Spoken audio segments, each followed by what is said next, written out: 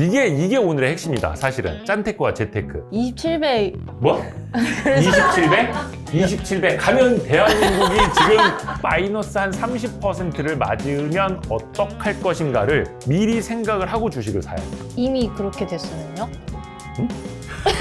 고속도로 차선에 올라가지도 말라는 말이냐? 그니까요, 지금. 그치, 억울하죠. 네. 근데 면허증 없는 사람이 고속도로에 차를 올리는 건 괜찮습니까? 혼자서 부자되기.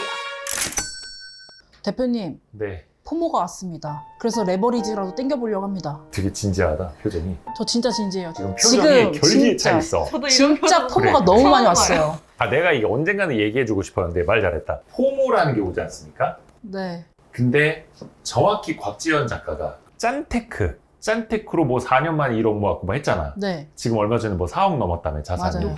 근데 사실은 그게 엄청난 거예요. 맞아요. 그런데 짠테크에서 재테크로 넘어가야 되잖아요.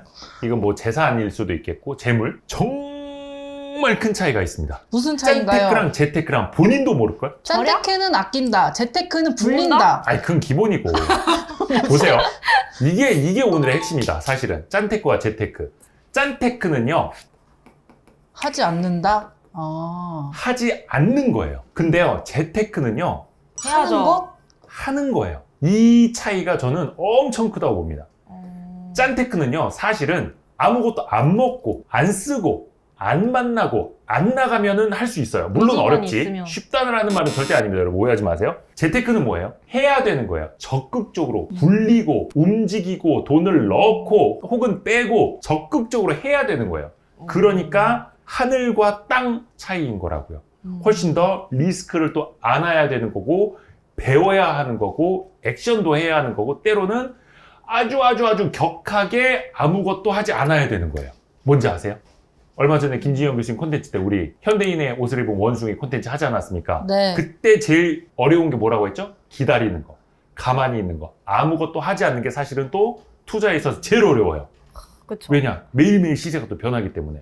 근데 우리는 적극적으로 해야 하는 것에서도 해야 하는 것과 하지 말아야 되는 또 또 구분을 해야 구분을 돼. 해야 돼요. 그러니까 이게 어려워요. 어려운 겁니다. 제가 그래서- 여기서 진짜 아무것도 안 해서 지금 포모를 느끼고 있어요. 맞아요. 그거야. 왜냐면 짠테크, 아무것도 하지 않는 걸 정말 기가 막히게 잘하는 사람이 여기서 넘어와야 되는데, 내가 옆에서 좀 봤잖아. 본인이 많이 썼던 표현 중에 하나가 있어요. 무지성 매수. 근데 그게 되게 좋은 거야. 뭘 때? 세계에서 가장 우량한 국가에, 세계에서 가장 우량한 기업들에만 바구니로 담아서 투자를 할 때는 무지성으로 해도 돼. 그런데 포모를 느끼지 말아야지. 그런데 투자 시장으로 와버리잖아요. 그러면 어쩔 수 없이 레이싱 게임이 됩니다. 내가 이마만큼 와있지만 여기서 핑 하고 가버리면 포모를 느낄 수밖에 없습니다. 왜? 재테크로 넘어와 있기 때문에. 그러면 적극적으로 상대적인 수익률을 신경을 안 쓸 수가 없어요. 항상 제가 말씀드리죠. 어떤 자산을 갖고 있지만 인플레이션만큼도 못 오르면 그건 사실상 손해이다. 그래서 어떻게 보면 부채라는 레버리지도 써야 하는 거고, 지수가 이만큼 갔는데, 혹은 한국 지수가 이만큼 갔는데 미국 지수는 얼마만큼 못 왔는데 나는 서학기미로만 가 있었다. 그러면 윙 가버린 게 안 보이겠습니까? 너무 보이죠. 그렇죠. 그리고 내가 아주 우량 자산을 갖고 있다고 생각을 했는데 1년에 한 2%씩은 성장을 하고 있는데 물가가 3%씩 성장을 하고 있다. 그럼 뭐예요? 마이너스죠. 손해지. 실질 수익률은 마이너스 1%가 되는 거죠. 이런 걸 알아야 되는 거고. 그러니까 제가 저기서 저는 세발 자전거를 타고 가고 있었던 거였어요. 아니에요. 다 근데 레이싱 그게 타는데? 대부분 S&P 500이라든지 뭐 그때 뭐 나스닥 100이라든지 네. 대부분 이제 우량 지수만 따라가더만, 그거는 세발 자전거는 아니에요. 기차 정도 되는 거. 아, 무궁화호 정도?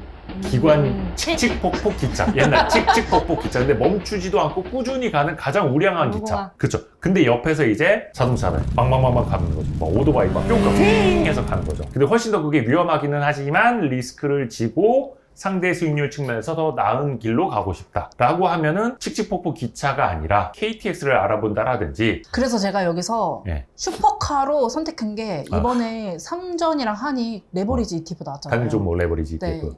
교육 받았어요? 네, 제가 교육을 하나 오, 받았는데 4,000원 썼네. 네. 하지만 제가 1,000만 원 현금이 없어서 못 샀습니다. 예탁금. 네.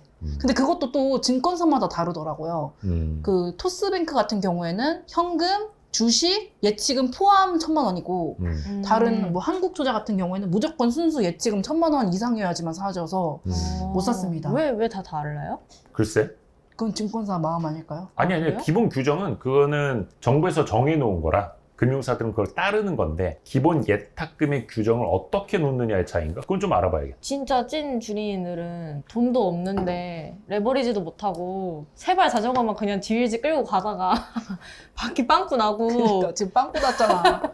그러니까요. 아, 그게 이제 이렇게 생각할 수도 있어요. 기본 예탁금 이제 1,000만 원을 필요로 하지 않습니까? 네. 그러면 아니 1,000만 원도 없는 사람은 고속도로 차선에 올라가지도 말라는 말이냐? 그니까요, 지금. 그치, 억울하죠. 네. 근데 면허증 없는 사람이 고속도로에 차를 올리는 건 괜찮습니까?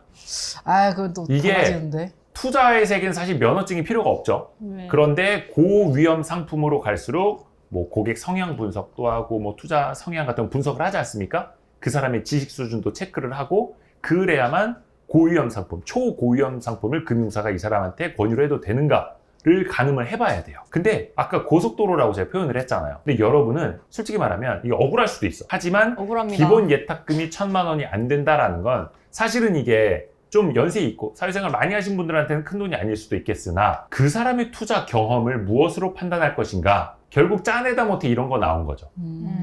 기준을 뭔가를 둬야 하는데 사회초년생들 아직 금융자산으로 이 정도도 모으지 못한 사람 아직 너희 세발 자전거 끌고 고속도로는 올라오지 마 이런 취지예요. 저도 사실은 이런 거 별로 좋아하지는 않는데 어쩔 수 없습니다. 그러니까 여러분이 내가 세발 자전거를 타고 고속도로에 올라갈 거라는 생각은 안 하잖아요. 그런데 왜 단일 종목 레버리지 ETF는 벌써 사고 싶냐고.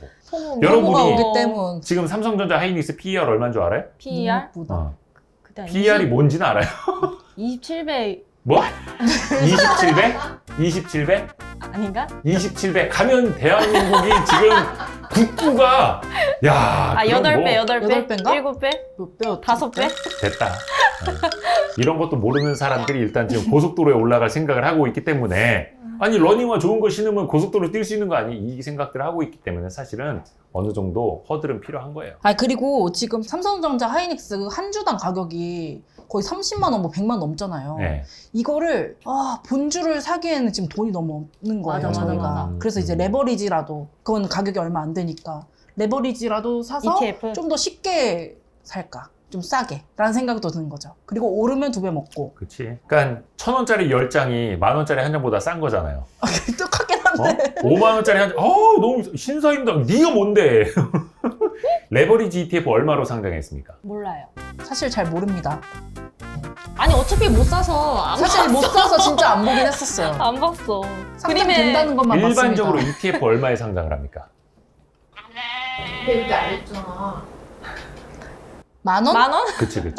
일반적인 ETF는요, 10,000원에 상장을 해요. 그러니까 그냥 한 주에 10,000원으로 맞춘 거예요. 예를 들어서 1억짜리다. 그러면 10,000원짜리 10,000주를 가지고 펀드를 만들겠습니다. 이런 식으로 그냥 맞추는 겁니다. 근데 레버리지 ETF니까 이제 올라갈 때 2배로 올라가지 않습니까? 그래서 요거는 그쵸. 2만 원으로 2만 원. 한 주당 상장을 해놓기를 맞춰 놓은 거예요.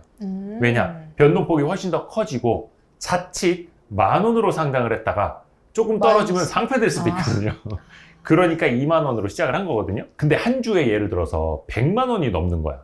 근데 내가 2만 원으로는 살 수 있어. 그러면 이거는 그냥 100만 원짜리를 50분의 1로 사는 거잖아요. 맞아요. 그거예요. 그러니까 내가 5만 원짜리 살 돈은 없으니까 1,000원짜리로 사고 싶어요. 네. 50분의 1로 사고 싶어요. 그거랑 똑같은 거거든요. 맞아요.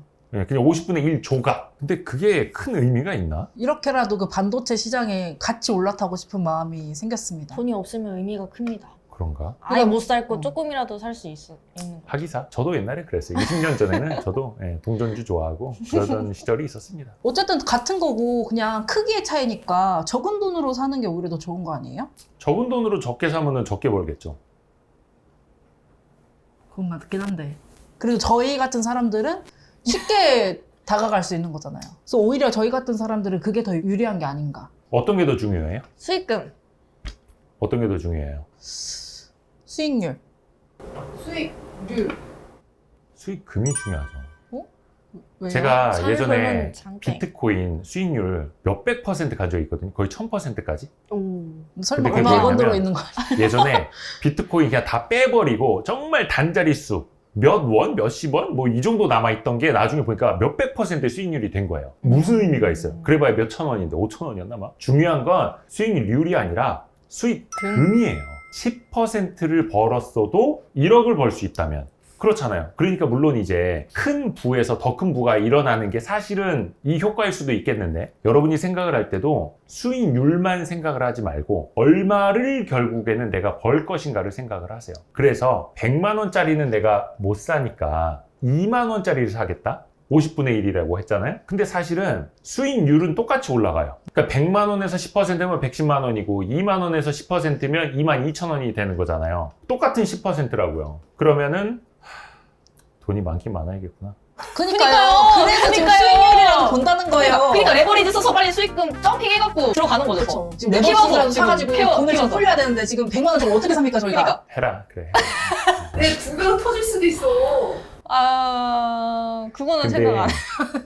그 사람들이 모르겠다. 내가 왜 이 친구들한테 레버리지 ETF는 위험한 거라고 얘기를 하려고 하는지는 모르겠으나 나도 하고 있으면서 그니까요. 이 얘기 들어봤어요? 네. 이게 뭐예요? 상방은 위, 하방은 아래. 그치. 그러니까 위로 많이 열려 있느냐, 아래로 많이 열려 있느냐. 어떤 걸 사야 돼요? 위에. 그렇죠. 이거는 초등학생한테 물어봐도 다 알겠죠. 네네. 근데 레버리지 ETF도 사실은 기초 자산이 무엇이냐가 중요하죠. 뭐에 대한 레버리지 ETF냐. 그렇지 않아요? 그러면 그거를 봐야 되는데 많은 사람들이 다 항상 오를 거야. 올라가는 것만 생각을 하고 뛰어듭니다. 벌 수 있어. 벌고 싶어. 근데 그렇게 예상한 대로만 갑니까? 어디? 아니요. 시장이 안 좋을 때는 혹은 변동성이 클 때는 하방도 많이 열려 있어요. 이거를 사실은 보고 기초 자산이 사실은 중요한 거예요. 그 다음이 이게 한 배짜리냐 인버스냐 뭐 그게 또 중요한 거고. 그래서 많은 사람들이 상방만 보는데 하방이 단단한 거 있죠. 왜 그런 표현들 많이 합니다. 하방이 단단하다. 이거는 뭐예요? 안전자산? 펀더멘털이 좋은 거? 음. 안정성이 좀 보장된. 그리고 이건 뭐야? 덜 빠질 수 있다는 거잖아요. 혹은 안 빠진다? 네. 그렇게 오해하시는 분들이 있거든요. 근데 그게 아니에요. 하방이 단단하다라는 건 현재 주가가 뭐 15,000원인데 이거는 14,000원 밑으로는 안 떨어진다가 아니에요. 세상 일을 모르는 거예요. 반토막 날 수도 있는 거예요. 그쵸. 그런데 반토막 나더라도 기다릴 수 있어.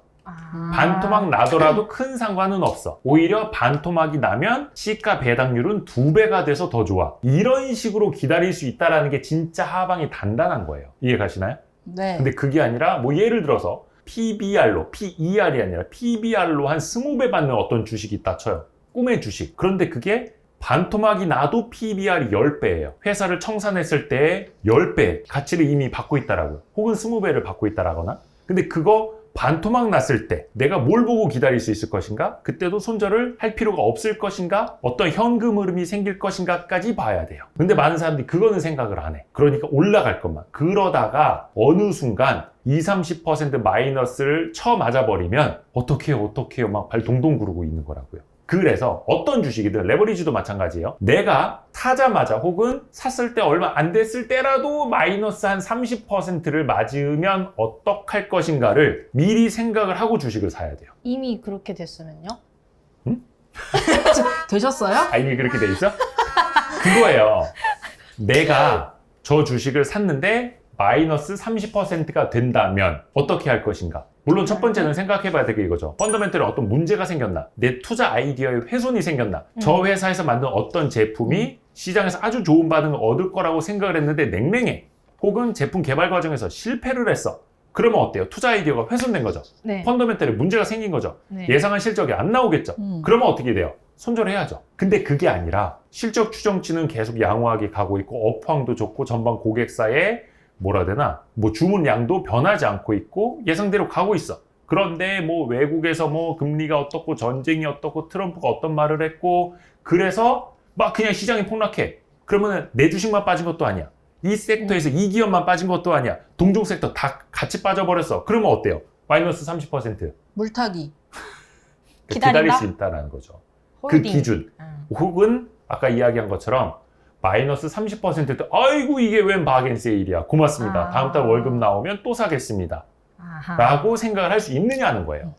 그러니까 다시 돌아가서 이 본질, 기초 자산에 대한 공부가 되어 있느냐를 보면 돼요. 물론 그게 레버리지일 경우에는 2배로 흔들어 버리니까 마이너스 30% 본주가 떨어졌다면 이거는 마이너스 60% 되겠죠. 이론적으로. 물론 기간에 따라서 좀 이게 오차가 있을 수는 있겠습니다만 그러면 마이너스 60% 됐을 때 나는 그걸 홀딩할 수 있을 것이냐를 봐야 돼요.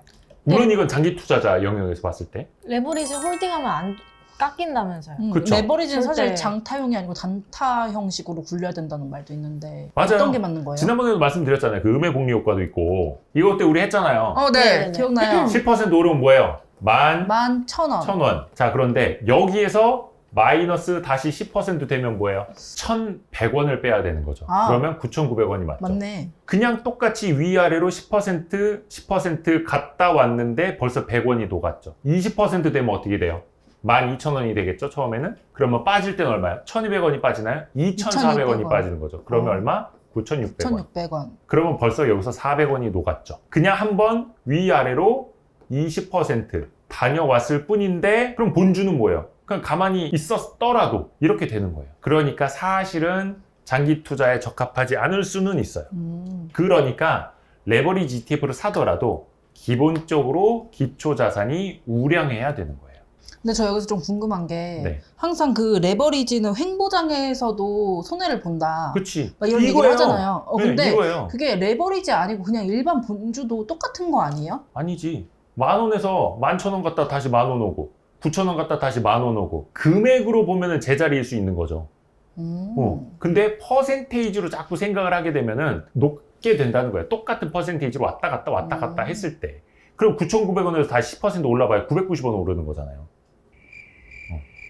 이해가십니까? 이해 안 간 얼굴들. 사실 잘 이해가 안 가요. 그래서 레버리지도 그렇고 일반 그냥 1배도 그렇고 왔다 갔다 하면 결국에는 둘 다 손해를 보는 건 아닌가요? 그게 그러니까 항상 이해가 안 갔어요. 퍼센테이지로 생각했을 땐 그렇다니까. 아, 그러니까 이게 파생이 위험한 이유가 그런 거예요. 레버리지도 그렇고 선물 옵션도 그렇고 퍼센테이지로 생각을 하게 되면은 당연히 시간이 갈수록 녹아버립니다. 그래서 파생 상품의 적이 뭐예요? 시간이에요.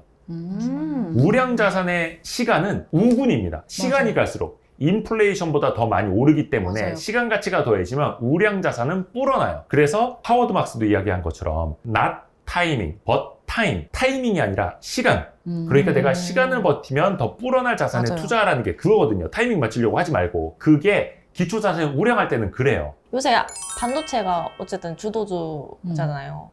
그래서 반도체 레버리지는 그래도 아직 하방이 단단하고 상방이 레버리지가 어떻게 하방이 열려있고. 단단해. 단타로 치고받고 하면 괜찮지 않아요? 그러니까 아직은 열려 있지 않을까 반도체가. 항상 제가 어디 강연을 갈 때마다 말씀드리는 게 있어요. 이 나무를 볼 때 여러분은 어떤 게 제일 좋아 보이고 갖고 싶고 탐스러워 보여요? 열매요. 열매죠. 열매는요, 주가입니다. 가장 직관적으로, 시각적으로 주가가 보이죠. 그런데 주가는 뭐예요? 그냥 기업 자본의 단위, 주식회사 자본의 단위가 주식이라고 했죠. 그 주식을 가격으로 표현해 주는 게 그냥 주가인 거예요. 가격표. 근데 우리가 옷을 살 때도 그렇고 자동차를 살 때도 그렇고 가격표만 보고 삽니까? 아니요, 아니죠. 재질도 보고 그렇죠. 브랜드도 이 보고. 가격표가 가격이 합리적인가를 보잖아요. 네네. 옷을 사러 갔는데 디자인도 비슷하고 재질도 비슷하고 브랜드도 비슷한데 어떤 건 10만 원인데 어떤 건 9만 원이야. 혹은 세일을 해서 7만 원이야. 똑같은 옷이야. 그럼 당연히 싼 걸 사죠. 가격 대비 싼 걸 사잖아요. 혹은 똑같은 가격일 때 훨씬 더 품질이 좋은 거, 브랜드가 좋은 걸 산다든지 그 정도는 기본적으로 비교를 하는데 웬일인지 사람들이 주식시장으로만 오면 그 뇌가 다 마비가 돼가지고 현대인의 옷을 입은 원숭이가 돼버리는데 아니 그냥 100만 원짜리는 비싼 거 아니에요? 아이 저거 어떻게 사요? 1,000원짜리가 더 싼 거 아니에요? 뭐 이러고 있고 그게 사람들이 열매만 보는 거예요. 그러면 이 열매는 어떻게 열리고 줄기는 튼튼한가? 뿌리는 어떠한가를 봐야 되잖아요. 비율 너무 그러니까 좋습니다. 반도체로 한번 비교를 해봅시다. 반도체의 열매는 뭐예요? 지금 하이닉스, 삼성전자 주가죠. 네.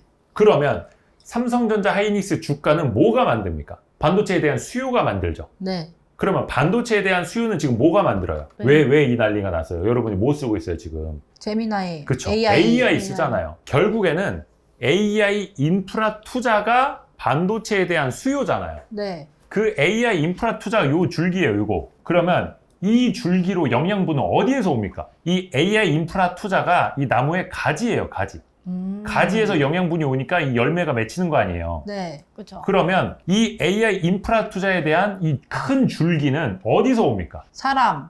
그쵸? 누구? AI 인프라 AI 수요잖아요. 수요. 수요자 제미나이 쓰는지 챗GPT 쓰는지 클로드 쓰는지 과거보다 더 많이 씁니까? 덜 씁니까? 많이 써요. 많이 쓰죠. 씁니다. 앞으로는 어떨 것 같아요? 더 써요. 더 쓰겠죠. 로봇이 나오면요. 더 써요. 더 쓰겠죠. 자율주행차 돌아다니면요. 더 써요. 쓰겠죠. 그러면 데이터 센터가 지금보다 덜 필요하겠어요? 더 필요하겠어요? 더 필요합니다. 필요해요. 그렇죠. 그거예요. 그게 밑으로 쭉 가다 보면은 결국에는 뿌리를 뿌리에? 우리가 알게 되는 거예요. 제가 봤을 땐 이래요. 그러니까 아주 단순하게 보면은 주가만 보고 흔들릴 게 아니라 반도체에 대한 수요가 어떤지, 반도체에 대한 수요만 보고 흔들릴 게 아니라 AI 인프라 투자의 수요가 어떤지, 또 이것만 보고 흔들릴 게 아니라 AI 수요 자체가 어떤지, 미래 전망이 어떤지를 뿌리부터 봐야 되는데 사람들은 열매, 가지, 와 바람에 흔들려요, 무서워요, 저 나무 부러질 것 같아요 이러고 있다고. 근데 뿌리가 튼튼해. 그리고 막 영양분 쭉쭉 빨아 올리고 있어. 근데 보여요 안 보여요? 나무 겉에서 봤을 때 안 보여요. 저게 썩어가는지. 안 보입니다. 그러니까 그 산업도 공부를 하고 기업도 공부를 하고 비교도 해보고 그러면 이 열매를 500만 원에 살 건지 사과 하나가 10,000원에 적당한 건지도 가치와 가격도 비교를 해봐야 되는 거죠. 아무리 업황이 좋으면 뭐예요? 사과 하나를 5만 원에 사래 한 알에 그럼 사 먹겠습니까? 안 먹어요. 안 사죠. 다른 사과를 사고 말죠. 그게 밸류에이션이라는 거예요. 이해 가시죠? 근데 지금 사과 하나에 한 1,000원에 팔고 있는데 저 사과가 요만해. 엄지손톱만 해. 근데 이게 주먹만한 사과가 됐을 때 저거를 5,000원에도 팔 수 있어. 그럼 어때요?